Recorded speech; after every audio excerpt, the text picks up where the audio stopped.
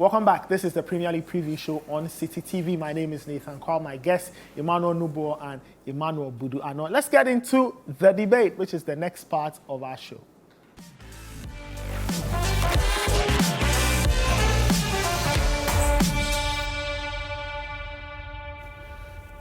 Welcome to the debate on the Premier League preview show. Today we're asking, can Tottenham Hotspur give Manchester City competition this season? Can the Lily Whites give Manchester City competition this season? We've seen how Spurs have started really, really well. They've lost only once, and I'm sure they'll put an asterisk by that loss and say it doesn't really count. They've done really, really well under Ange Postecoglou. So we're asking, can they give Manchester City competition? Guys, will it happen?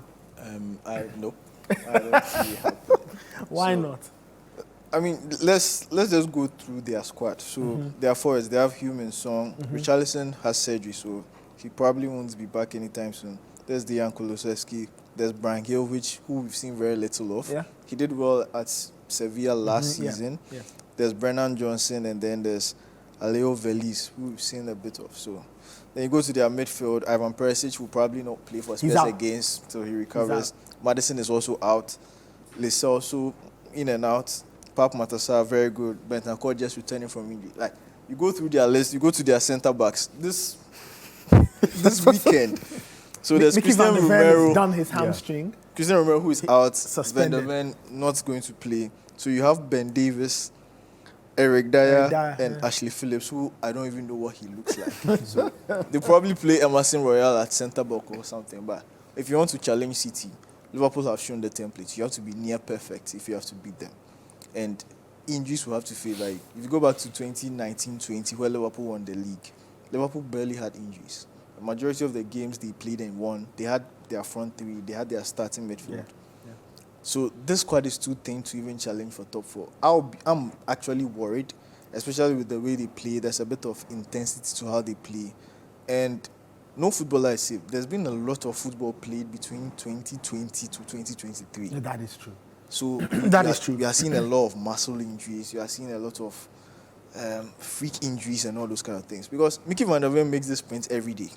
He makes it, and then you could really see he was in agony. Yes. And the amount of time it took him to actually slow down, stop and fall down, because he was at top speed. He was at top speed. Yeah. I was watching that. And there's a good point you make because I was enjoying the game, but that moment kind of caught me off where he's running back and absolutely does his hamstring. So it didn't look like it was a minor thing. You could tell that it was completely probably a tear, gone. so he will probably need 3 months or so to recover. And he's the reason why they're even able to play this high line they play. So that actually disrupts how you're going to play. Absolutely. You're not going to put in Emerson Royale or Ben Davis and play a high line. Especially Romero straight red card, so he's missing the next 3 games. Yeah. So I don't think they have squad depth. Yes, I think they have surprised everybody. Because if you look at the sharp contrast between pre-season and how well they've started the league, they beat Manchester United. Yeah, everybody beats Manchester, but it's the manner in which they did it. And even with the Liverpool game, outside the red card and all that VAR, they really showed something that they are here to compete. And to think that they lost Harry Kane very late in the window, not having the opportunity to bring a proper replacement, and they've still delivered.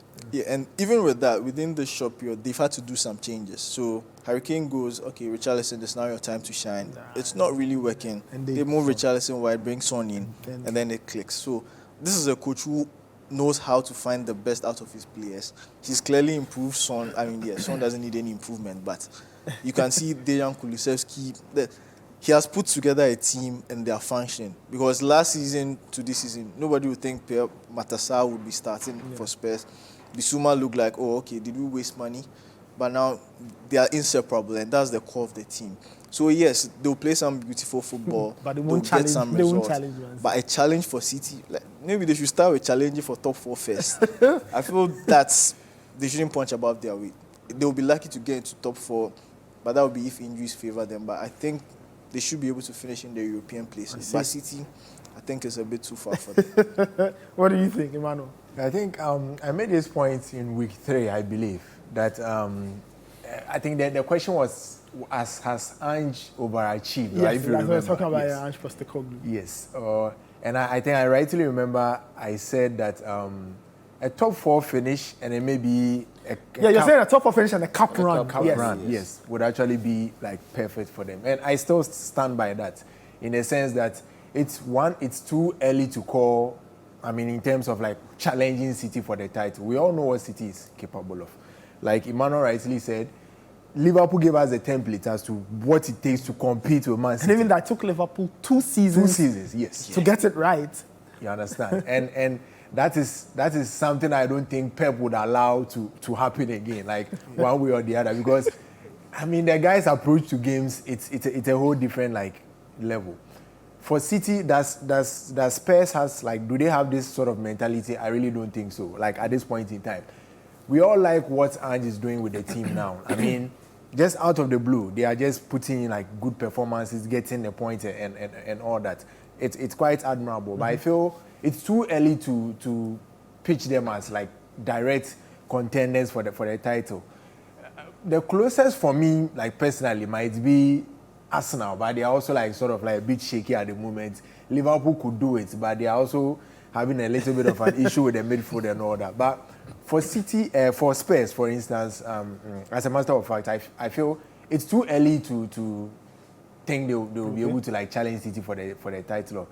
Let's see what Ange will be able to put together. The injuries are not really like sort of like... That's like their first major test in terms of like personnel, you know, injury, suspension. I think there was a little scare against Luton where Maddison was stretched off.